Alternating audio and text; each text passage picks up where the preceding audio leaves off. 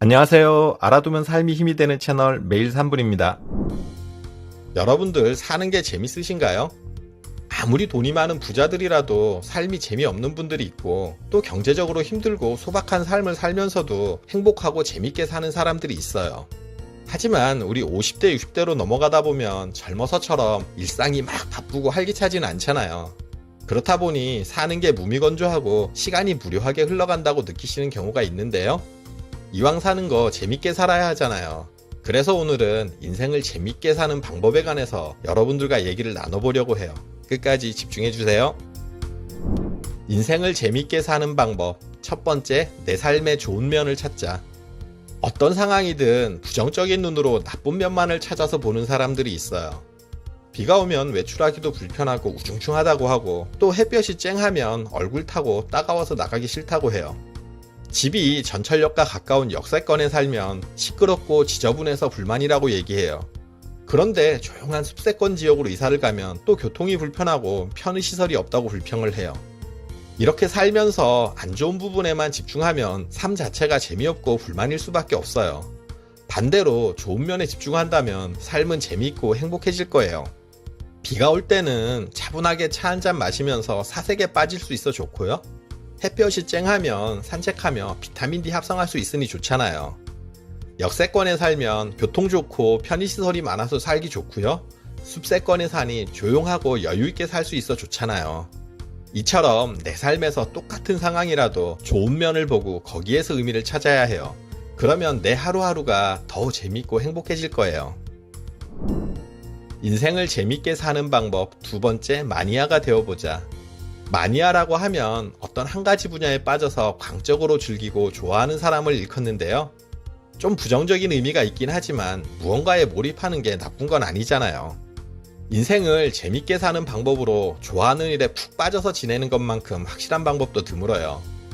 69세 안 씨는 정년퇴직 후 갑자기 여유 시간이 많아지자 남는 시간에 뭐 하지? 취미 활동을 할까? 자격증을 따볼까? 여러모로 생각이 많았다고 해요. 그러다 평상시부터 관심이 갔던 분재가 떠올라서 배우기 시작했는데요. 이게 딱 적성에 맞았던 거예요. 몇 년이 지난 지금은 상당한 수준의 전문가가 됐어요. 주변에서 멋져서 장식한다고 사가고 또 선물한다고 사가고 이렇게 사가는 사람이 늘면서 지금은 쏠쏠한 수익까지 올리고 있어요. 스스로 분재 마니아가 됐다고 얘기하는데요. 지금은 정원의 한켠에서 작업을 하지만 작품을 찾는 사람들이 많아지면서 작은 분재 하원이라도 열어보려고 준비 중이라고 해요. 이렇게 분재를 시작하면서 하루하루가 즐겁고 어떻게 시간이 가는지 모를 정도라고 하는데요. 여러분들도 이렇게 무언가에 푹 빠져보세요. 사는 게 더 재밌어질 거예요. 인생을 재밌게 사는 방법. 세 번째, 매일 생활에 변화를 주자. 우리는 대부분 하루 일과가 다람쥐 쳇바퀴 돌듯 비슷해요. 직장 생활을 할 때는 직장 생활을 하기 때문에 매일 정해진 일과대로 살아가고요. 또 은퇴하고 나면 딱히 정해진 할 일이 없다 보니 자신만의 루틴대로 매일 비슷하게 또 살아가요. 너무 나태하지만 않다면 자신만의 루틴대로 하루를 보내는 생활이 나쁜 건 아니에요. 다만 매일 그렇게 보내는 건 좀 무미건조하고 재미없을 수 있다는 거죠. 그래서 이렇게 정해진 삶에서 아주 조금만 바꿔보는 거예요. 예를 들어 직장인이라면 매일 출퇴근을 할 때 전철을 이용했을 경우 퇴근할 때는 버스나 다른 루트로 집에 와보는 거죠. 시간이 지나면 집에 오는 100가지 길을 찾을 수 있을 거예요. 또 매일 먹는 식사 메뉴를 평소에 안 먹어본 색다른 메뉴로 바꿔보고요. 젊은이들이 많이 가는 퓨전 음식점을 찾아봐도 좋을 거예요.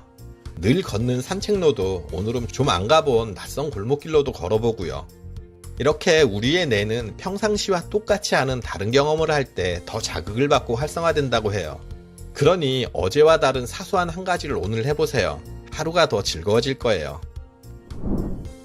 인생을 재밌게 사는 방법. 네 번째, 내가 바꿀 수 있는 것에 집중하자. 내 인생에서 스스로 바꾸고 컨트롤할 수 있는 부분이 있고요. 또 반대로 컨트롤할 수 없는 부분이 있어요.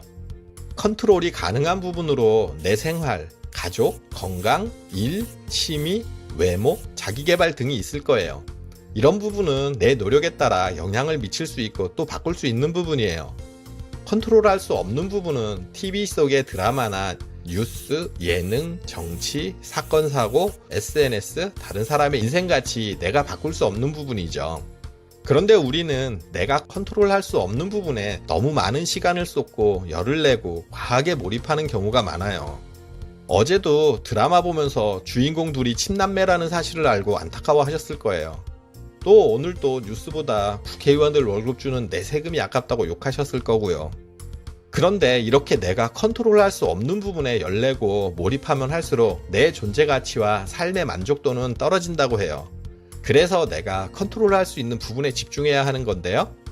내가 컨트롤할 수 있는 부분에 집중할 때 내 존재 가치는 나에서 가정으로, 또 가정에서 주변으로, 그리고 주변에서 더 넓은 사회로까지 영향력의 범위가 넓어진다는 거죠. 그러니 하루 1시간씩만 내가 컨트롤할 수 없는 부분에 쏟던 시간을 내가 컨트롤할 수 있는 부분으로 옮겨서 써보세요. 하루 1시간만 투자하면 1년이면 365시간으로 직장인들이 회사에서 2달 일하는 시간보다 더 길어요. 엄청나죠? 이 시간을 온전히 나를 위해 쓴다면 삶이 바뀌고 인생이 100배는 더 재밌어질 거예요. 인생을 재밌게 사는 방법 5번째, 행복한 사람들을 만나자. 하버드 대학에서 오랜 기간 행복에 관한 연구를 했는데요. 연봉이 5천만 원인 사람이 6천만 원으로 연봉이 무려 20%나 올라도 처음에는 기쁘지만 조금 시간이 지나면 무덤덤해져서 행복도는 고작 2% 올라가는 게 다였어요. 그런데 행복도가 높은 사람과 직접적으로 가까이 지낼 경우 행복도는 16%나 올라갔고요. 행복도가 높은 사람과 간접적으로 가까이 지내기만 해도 행복도가 6% 올라갔다고 해요. 행복도가 높은 사람과 같이 하는 것만으로 연봉이 20%씩 3번에서 8번 오르는 것과 같은 크기의 즐거운 일이라는 거예요. 살다 보면 온통 부정적인 말들만 하는 사람들이 있어요. 입만 열었다 하면 불평불만에 남의 뒷담화가 끊이지 않는 사람인데요. 이런 사람과 어울리면 기빨리는 것은 물론 내 행복도 함께 빨려서 사라져요. 주변에 이런 사람이 있다면 멀리하세요. 삶을 재미있고 행복하게 사는 방법은 긍정적이고 행복한 사람들과 같이 지내고 자주 만나는 거예요. 내가 다른 사람에게 이런 사람이 될 수 있다면 더욱 좋겠죠. 지금까지 인생을 재미있게 사는 방법에 관해서 말씀드렸는데요. 내 삶에서 좋은 면을 찾고 한 분야의 마니아가 되어보고 매일 생활에 조금씩 변화를 주며 내가 바꿀 수 있는 것에 집중하고 행복한 사람들을 만나자는 내용이었어요. 여기까지 영상을 보신 분들이라면 분명 남은 인생이 더 재미있게 바뀌실 거예요. 찰리 채플린은 성공은 즐거움을 주지만 재미는 삶을 가치 있게 만든다고 했어요. 여러분들의 삶이 더 재밌고 가치 있어지기를 응원할게요. 그리고 오늘 정보가 도움되셨다면 구독, 좋아요, 알림 설정 해주시고요. 더 유익한 영상으로 다시 찾아뵐게요. 저는 매일 3분 대표 큐레이터 송한결이었습니다. 감사합니다.